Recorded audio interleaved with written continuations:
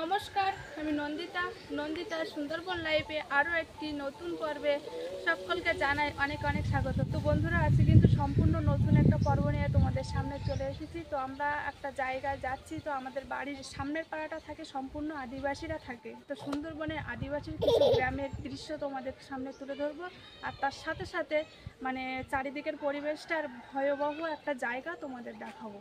তো আজকে পুরো পর্বটার সঙ্গে থাকো, আশা করছি সকলের ভালো লাগবে। তো যাওয়ার আগে কাকিমাদের পুকুরে একটা জালের খেমন মারবো, তো তারপরে যাবো। তো কাকিমা এক্ষুনি এসেছিলো যে একটা জালের খেমন মেরে দিতে, কারণ কাকা বাড়িতে নেই আর কেউ নেই, কাকিমা জাল বেতেও পারে না।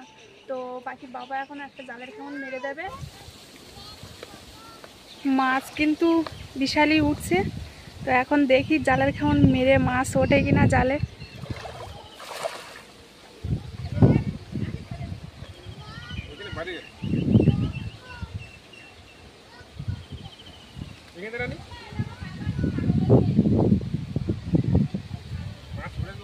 হ্যাঁ,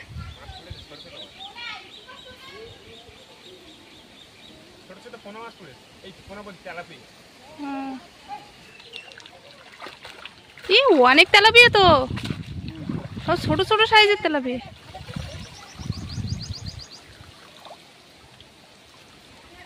সব ছোট ছোট সাইজের তেলাপিয়া। কত তেলাপিয়া মাছ! কাকিমাদের পুকুরে কিন্তু একটা অনেক ছোট বড় মিলিয়ে অনেক তেলাপিয়া মাছ পড়েছে। হ্যাঁ, আর আমাদের পুকুরে তো সব বড় বড় সাইজের তেলাপিয়া, তো ওগুলো তো পড়তে চায় না, আর সব কাঠের মধ্যে রুকিয়ে থাকে। তো আমরা দেখতে দেখতে কিন্তু টিবলিগিরি আদিবাসী পাড়াটা এসে গেছি। ওই যে দেখতে পাচ্ছ, পুরো সম্পূর্ণ এই মাথা থেকে শুরু করে ওই বাজার, শুক্রবারে বাজার পর্যন্ত কিন্তু টিবলিগিরি আদিবাসী পাড়া। এই রাস্তা দিয়েই যেতে হয়। তো যেতে যেতে তোমাদের বলেছিলাম যে টিবলিগিরি আদিবাসী পাড়ার কিছু ভয়ঙ্কর জায়গা, তো সেখানে এখন যাব কিন্তু। তো যেতে কিন্তু ভয় পাচ্ছে, তবু তোমাদের বলেছি দেখাবো, তো দেখানোর চেষ্টা করব। চলো।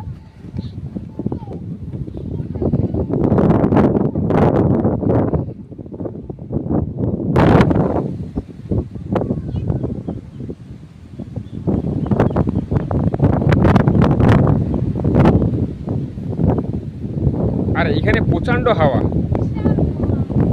আমরা চলে আসলাম সেই ফাঁকা জায়গা। তো এই সাইডটা কিন্তু ভয় নেই, ভয় হচ্ছে এই সাইডটা।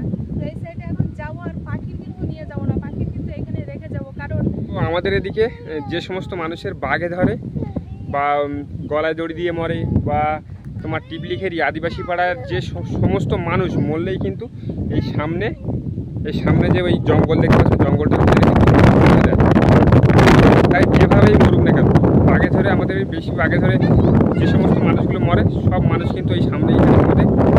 আর বাচ্চা যদি জলে ডুবে মরে বা কোনো দুর্ঘটনা যদি মরে যায়, তবুও এখানে এনে তাকে পুঁতে দেওয়া হয়।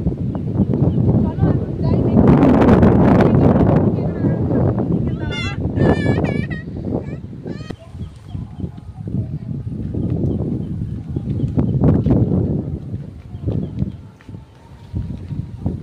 তো আমরা চলে আসলাম। তো বেশি দূরে যাবো না, এমনিতে তোমরা দেখতে পাচ্ছ এই যে চারিখানায় তোমার ঘেরা দেওয়া আছে।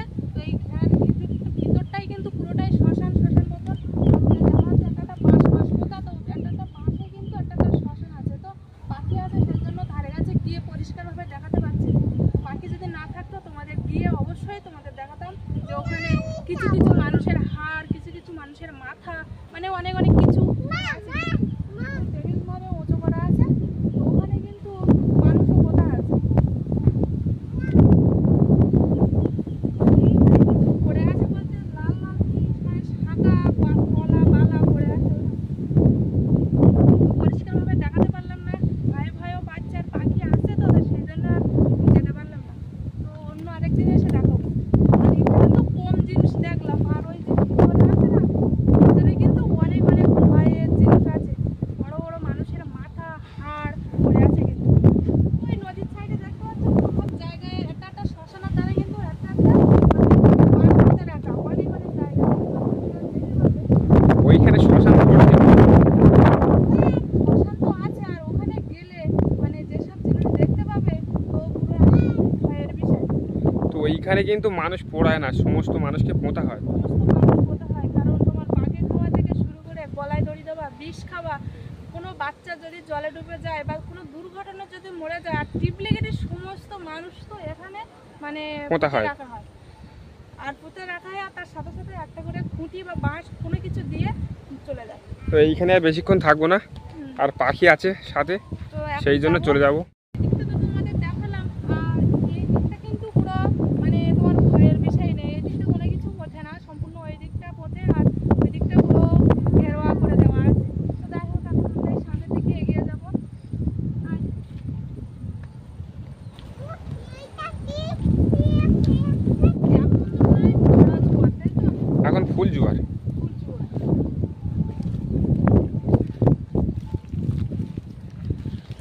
ভীষণ হাওয়া, ভীষণ হাওয়া। এদিকে তো আমার জোয়ার উঠেছিল, জোয়ার আর কেওড়া গাছে ফুল ধরেছে, কিছুদিন পরে তো কেওড়া ধরবে। কেওড়া ধরেছে তো, এই বড় বড় ফুল এসছে কেওড়া। হ্যাঁ কেওড়া হয়েছে, কিন্তু টিয়া পাখি তো সব ফেলে দিচ্ছে। হ্যাঁ কিন্তু টক হয়নি কেওড়া এখনো।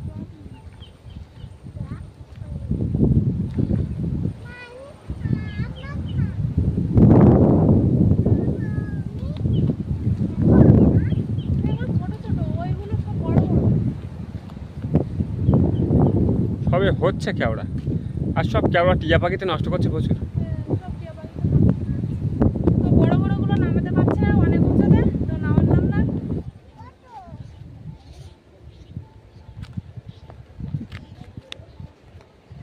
নদীর সাইডটা ভালো হাওয়া ছিল, আর যত যাচ্ছি তত হাওয়া কম লাগছে, রোদ লাগছে।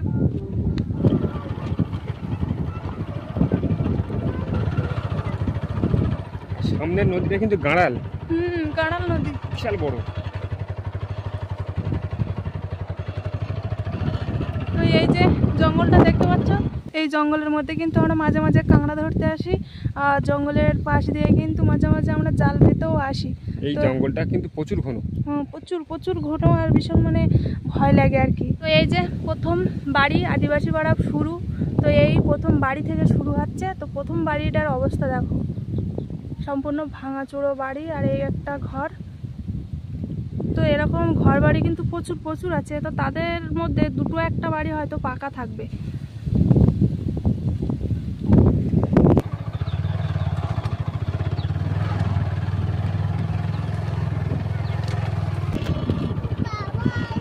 এই দেখো নদীর সাইডের বাড়িগুলো একটু ফাঁকা ফাঁকা বাড়ি, আর বিল সাইডে মানে মাঠের দিকের বাড়িগুলো একটু ঘন ঘন। এই একটা বাড়ি দেখতে পাচ্ছ, তা বাড়িতে চলে আসলাম। তো বাড়িতে এখন থাকে না, শুনলাম নাকি এক সপ্তাহ আগে তারা বাইরে চলে গিয়েছে কাজের সূত্রে। তো বাড়িটার অবস্থাটা একবার দেখো, দরজা তো নেই, তো মনে হয় এটা কম্বল। হ্যাঁ কম্বল দিয়ে রাখা। দরজা বানিয়েছে, আর এমনি তোমার উপরে অ্যালবেস্টার আর তোমার মানে পিলিয়ার দিয়ে ঘর, বেড়া আর মাটি দিয়ে তোমার বেড়া দেওয়া। তো যাই হোক, আর এই যে এখানে যে মনে হয় এটা উঠোন তৈরি করছে, মাটি ফাটি ফেলা আছে, মানে ঠিক মতো মানে সাজানো না এলোমেলোভাবে। তো আমরা জানি এই এখানে টিকিগিরি, এইখানে আদিবাসী পাড়া প্রায় সময় বাঘ পাড়া। তো বাঘ যদি পার হয়ে এখান থেকে যদি একটা মানুষ নিয়ে যায়, তো তাদের কিন্তু কিছু করার ক্ষমতাও নেই।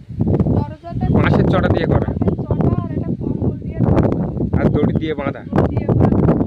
তো এরকম বাড়ি কিন্তু অনেক অনেক আছে। অনেক বলতে কি প্রায় বাড়ি এরকম, প্রায় বাড়ি আছে, বচিতক্রম দুই একটা বাড়ি তোমার পাকা বাড়ি আছে। ফাঁকা বাড়ি। তাদের জীবন যেমন হয়তো তোমাদের দেখাতে পারবো না, কারণ দুপুর হয়ে গিয়েছে, পাখিকে নিয়ে এসেছি, তো সে কারণে তোমাদের দেখাতে পারছি না। তো চলো হালকা করে দেখাবো, যদি পারি তো চেষ্টা করবো।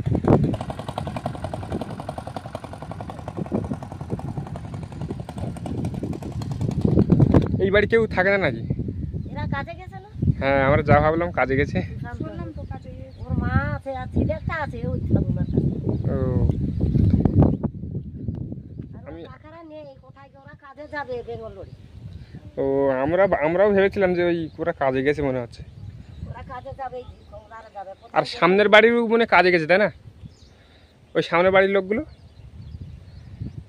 ওই ওই বাড়ি না না, এই যে পাকা বাড়ি সামনে। গেলে সামনে ওই ধারে আছে সব বাড়িতে। ও ওরা যাবে, তুমি যাবে ওরা কাজে। ওরা বেঙ্গলোরে যাবে না কাজে, গিয়েছিল ওরা এই বাড়ি। আর সীতান্ত বাড়ি ওই, তারপরে আমাদের বাড়ি ওই না, রাখা থাকে হ্যাঁ, মিন্টুদের বাড়ি চিনি তো আমি। মিন্টু বাড়ি ওই তো, তো চলো সামনের দিকে এগিয়ে। তো আমরা এখন সামনের দিকে যাচ্ছি।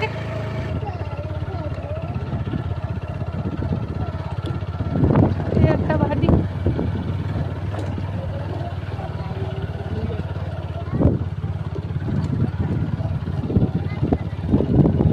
বেশিরভাগ বাড়ি অ্যালবাস্টার দেওয়া যায় না? হ্যাঁ, আগে তো সব খড়ের চাল ছিল।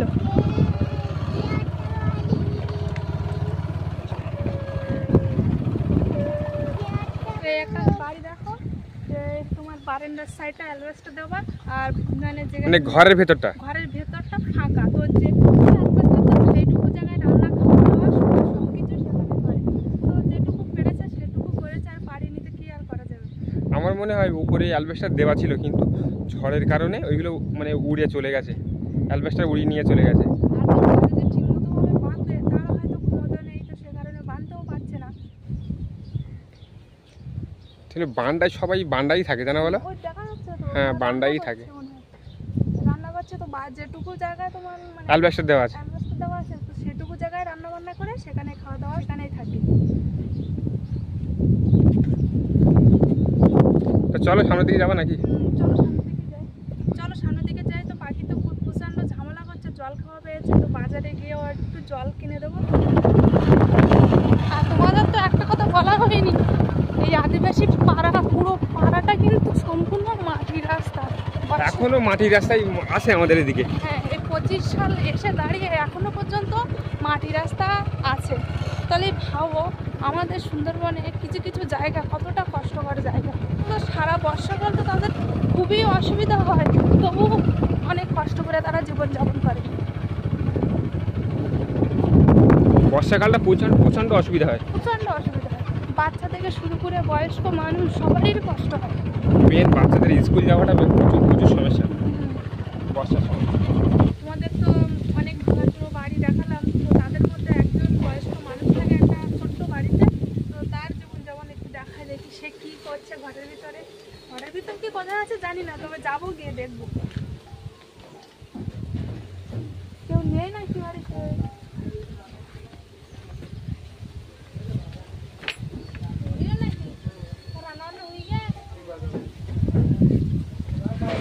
রান্নাবান্না সব হয়ে গিয়েছে, গিয়ে ঘরের ভিতর শুয়ে আছে। মাঠটা দেখো, উপরে তোমার পলিথিন দেওয়া, আর নিচে খড়ের বেড়া, মাটি দিয়ে আটকানো। খাওয়া দাওয়া হয়ে গিয়ে রান্না বান্না খাওয়া দাওয়া হয়ে গিয়েছে। এই ঘুম পড়ে আছে।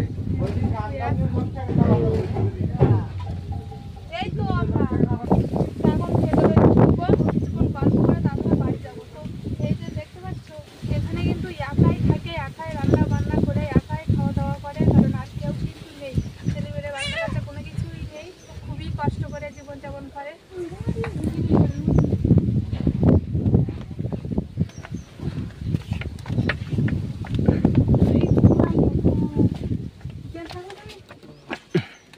এই যে রান্না করে পাকায় তুই কাঠ ওপরে রাখাস, আর এইখানে থাকো। এর মধ্যে গরম লাগে না? তোমার ফ্যান আছে? তো ফ্যান নেই, এইভাবে থাকে গরমের মধ্যে। চালটা এত নিচু, তাই তোমার রান্না বান্না খাওয়া দাওয়া হয়ে গেছে। কি রান্না হলো আজকে? কচু শাক, আর কিছু না। কচু শাক। চলো